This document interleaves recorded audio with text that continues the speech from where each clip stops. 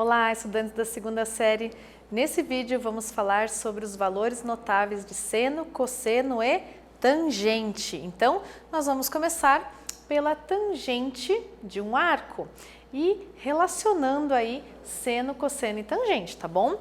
Então, aqui o cosseno nós conseguimos visualizar na projeção desse arco sobre o eixo X.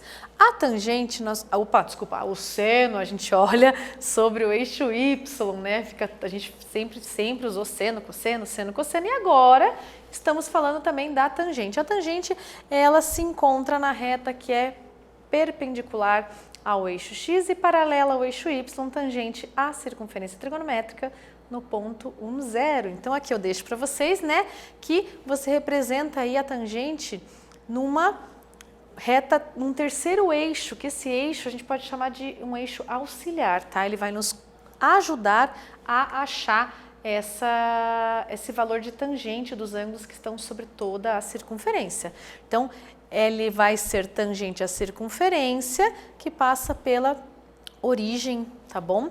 Dos arcos. Então, vai ser perpendicular a X, paralelo a Y, tá bom? E aí, nós conhecemos as relações trigonométricas no triângulo retângulo. Isso já são as nossas origens de estudo, por isso que eu gosto de associar a tangente ou seno ou cosseno, trazendo aquilo que a gente já conhecia, que é o triângulo retângulo. O triângulo retângulo tem catetos. Esses catetos são exatamente o seno e o cosseno do ângulo, quando a hipotenusa for igual a 1. Por que quando a hipotenusa for igual a 1? Porque essa hipotenusa é o raio de uma circunferência trigonométrica, tá bom? Então, a circunferência trigonométrica, por definição, é aquela que tem o raio unitário e a origem coincidindo com o centro, a origem do plano cartesiano coincidindo com o centro dessa circunferência. A distância de qualquer um dos pontos da circunferência até o centro dela é igual a 1. Então, daqui nós temos que a tangente é o quê? Cateto oposto sobre o cateto adjacente. Essa é a definição no triângulo. E como que a gente traz na circunferência trigonométrica? Nós trazemos de que a tangente é calculada pela divisão do seno pelo cosseno. Lembrando que aqui nós temos o eixo X e verticalmente, né, nós temos aí perpendicular ao eixo X, o eixo Y, tá bom? Então, a circunferência trigonométrica fica melhor da gente visualizar dessa forma. Aqui a hipotenusa, tá? Trouxe novamente aqui o Teorema de Pitágoras. Então, para quem estava com muita saudade do Teorema de Pitágoras, aqui está ele de novo, tá? O que enuncia o Teorema de Pitágoras?